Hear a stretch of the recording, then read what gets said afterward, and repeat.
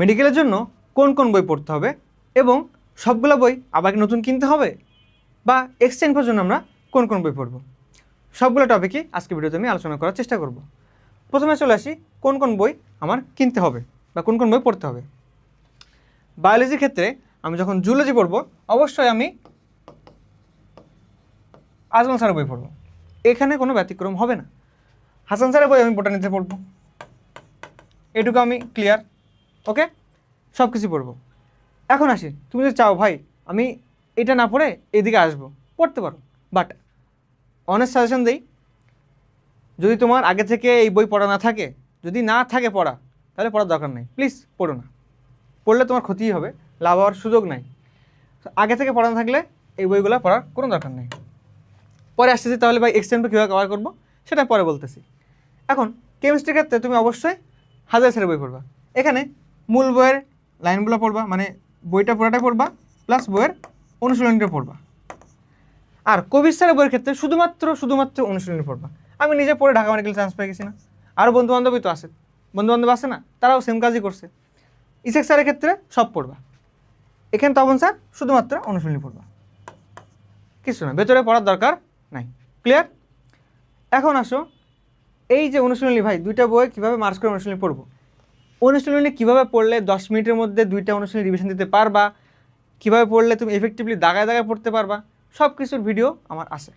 একটা ভিডিওতে আমি বলে দিচ্ছি যে অনুশীলনী কোন কোন বই থেকে পড়তে হয়, কীভাবে পড়লে ভালো করা যায়, সব কিছু আমার ভিডিও আছে, ডিসক্রিপশন বক্সে পেয়ে যাবা। ওকে, পরে আসি ভাই এক্সটেম্পো তাহলে কীভাবে কভার করবো। এখন এক্সটেম্পো প্রথমে আসি, তোমার অপশান আছে কি, বই পড়া, চাইলে বই পড়তে পারো যে বইগুলো লিখছি। দ্বিতীয় তুমি পিডিএফ নিতে পারো। 3 নম্বর তুমি এক্সট্রা ইনফো পড়তে পারো কোনো কোচিংয়ের বই থেকে, যেমন আমাদের বইয়ের নাম এক্সট্রা ইনফো হ্যাক। এখন এই দুইটা আমার কাছে মনে হয় না সুইটেবল। ওকে, কোচিংয়ের বই যে কোনো কোচিংয়ের বই হইতে পারে, তুমি সেখান থেকে এক্সট্রা ইনফো পড়তে পারো, বাট এক্সট্রা ইনফো নিয়ে প্লিজ বেশি মাথা ঘামাইও না। তোমার বইয়ের ইনফো, তোমার মূল বইয়ের ইনফো যদি তুমি আমাকে সিউরিটি দিতে পারো যে ভাই আমার বই থেকে প্রশ্ন আসবে, আমি ভুল করব না, তাহলে তুমি, যদি সৃষ্টিকর্তা চায়, তোমার ডিএমসিতে চান্স হবে। মেডিকেলে তো হবেই, ডিএমসিতেও চান্স হতে পারে, যদি তুমি শুধুমাত্র তোমার বইয়ের ইনফরমেশান ভুল না করো। এইটুকু আমাকে গ্যারান্টি দাও যে ভাই আমি বইয়ের ইনফরমেশান ভুল করবো না, শুধু এইটুকুই, তাহলে তোমার ডিএমসির চান্স হয়ে যাবে। এক্সটেন্ড অত লাগে না। এক্সটেন্ড কখন লাগে? শুধুমাত্র র্যাঙ্ক পুশ করার জন্য, তাই স্যার এক্সটেন্ড আহামরি লাগে না। যখন এক্সটেন্ড যখন আসছে, যে এবার 10টা এক্সটেন্ড আসছে, তো তারা যারা না পারছে সেও ডিএমসিতে পড়ছে, আমাদের আরটিডিস প্যানেলেই তো তারা আছে, তাদেরকে শুনছি না আমি, আমাদের সিনিয়রই তো তারা। শুনছি ভাই আপনারা কী করছেন, বলছে পারি নাই, সো হোয়াট, র্যাঙ্কটা পিছনে আসছে, এই ছাড়া আর কিছু সমস্যা নেই। ওকে, এখন ভাই নতুন বই কিনা লাগবে কিনা, যদি মনে করো তোমার বই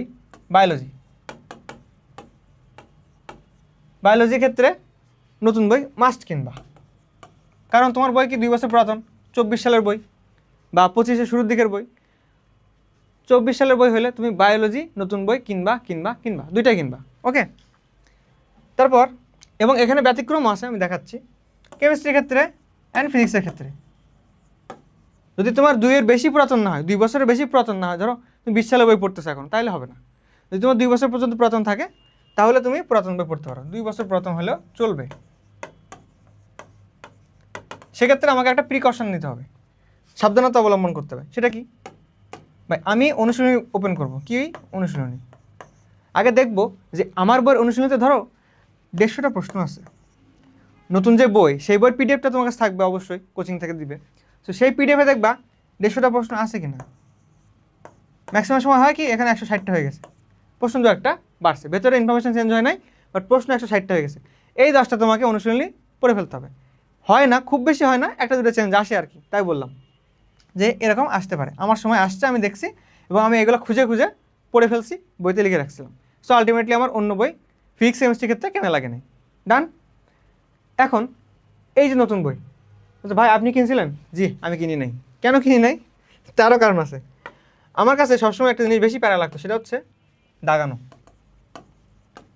নতুন বই কিনলে আমাকে দাগানো লাগতো। আমার তো বাড়িতে মা নেই, আমি তো হোস্টেল থাকতাম একা একা। সো আমাকে দাগায় দেওয়ার লোকও ছিল না যে আমি বলতাম মা একটু দাগায় দাও, দাগায় দিতে পারতো না। সো আমাকে মাস্ট। অ্যান্ড এখানে একটা কারণ আছে যে আমি যখন একাডেমিক থেকে পড়ছি, একাডেমিক থেকে আমি একাডেমিকের জন্য খুবই কমই পড়ছি। আমি একাডেমিক থেকেই কোচিংয়ের পিডিএফ নিয়ে আমার বইগুলো দাগায় রাখছিলাম। অ্যান্ড এই দাগানো লাইনের বাইরে যে লাইনগুলো ছিল সেগুলো আমি পেন্সিল দিয়ে মার্ক করতাম। সবগুলো লাইন আমি কোনো সময় কলমে কালি দিতাম না, পেন্সিল দিয়ে মার্ক করতাম যেন আমি মুছতে পারি। সো আলটিমেটলি হয়েছে কি, আমার বই আগে থেকেই দাগানো আছে এবং এক্সট্রা ইনফরমেশনটা বেশ অনেক কিছু বইয়ে লেখা আছে। সো আমি যদি নতুন বই পড়তে যাই তখন আমার এগুলো আবার করা লাগবে। সো এখানে আমার হিউজ একটা টাইম নষ্ট হবে, এটা করতে আমি রাজি ছিলাম না। এর আমি সুবিধা পাইলাম কি, যে আমি এক্সটেম্পল লাগা লাগতেছে না, প্লাস আমার বই দাগানো লাগতেছে না, সময় বাঁচতেছে। আবার অসুবিধা পাইছি, জি পাইছি। কি অসুবিধা পাইছি, অনেক ইনফরমেশন না চেঞ্জ হয়ে গেছে বইতে, এবং কিছু ইনফরমেশন আমার বইয়ে ভুল, সেগুলো নতুন বইতে কারেক্ট করছে। আবার কিছু এক্সট্রা ইনফরমেশন নতুন বই অ্যাড হয়েছে যেগুলা, এবং ছকও একটা ছক ছিল খুব সুন্দর সমাধান নিশ্চয়নে, রোগ মানে হরমোন সংক্রান্ত রোগের, ওই ছকটা আমার ছিল না। আর এবং কিছু কিছু ছক আমার বই ছিল না। সো এইগুলো নিয়ে আমার বেশ প্যারা খাইতে হয়েছে। এবং প্রত্যেকটা জিনিস আমি দেখে দেখে দেখে দেখে পিডিএফটা দেখতাম যে আসলে কি অ্যাড হয়েছে, ঠিক আছে ঠিক আছে, ওই দেখলে তো বুঝতাম যে আসলে এগুলো আমার বইয়ে আছে কিনা, পড়ার পরে দেখতাম, চোখে পড়ে যেত আর কি যে সমস্যা কোথায় আছে।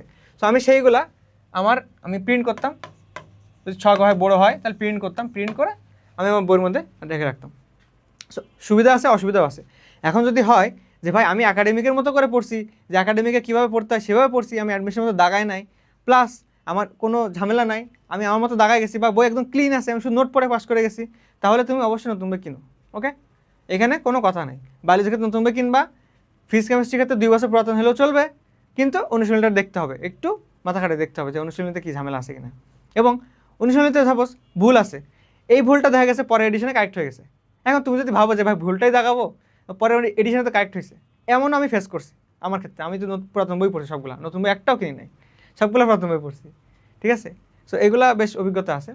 আর যে কোনো প্রশ্ন আমাকে বলতে পারো কমেন্টে, আমি চেষ্টা করবো অ্যান্সার দেওয়ার। ওকে, ধন্যবাদ, বেস্ট অফ লাক।